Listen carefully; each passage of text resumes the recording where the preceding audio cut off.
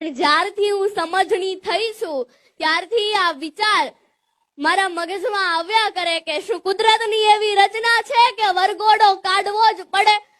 Traffic અને ધ્વનિ પ્રદૂષણ ફેલાવવાનો શું અર્થ છે? શું ડીજે વગર સપ્તપદીના ફેરા ન ફરી શકાય? આપણા પેટની ભૂખ માત્ર ને માત્ર 80 કે 100 ગ્રામની હોય તો 600 કે 800 રૂપિયાની ડીશની શી જરૂરિયાત છે? નવયુગલોની પ્રીત તો પાલવડે બંધાય છે તો ચોરીનો માળો લાખોમાં કેમ લખાય છે? હા, આવા સુપ્રસંગે દીકરી પાર્લરમાં તૈયાર થાય એના ઘણા શોખ હોય, ઘણા સપના જોયા હોય, પણ જ્યાં મોર જાજે ઉગમણે દેશ એવા ગીતો ગવાય છે ત્યાં ડીજેના પડઘા કેમ સંભળાય છે? શું મામેરું વધાવવું જ પડે?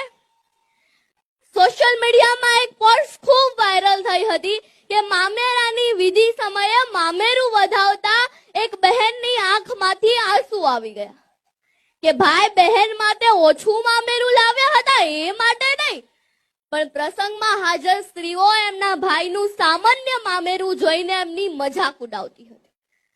જો બહેનને કંઈક આપવું જ હોય તો બંધ બારણે કે ગુપ્ત રીતે ન આપી શકાય? સમાજમાં ઢંઢેરો પીટીને ગામને બતાવવાની શું જરૂરિયાત છે? અને હમણાં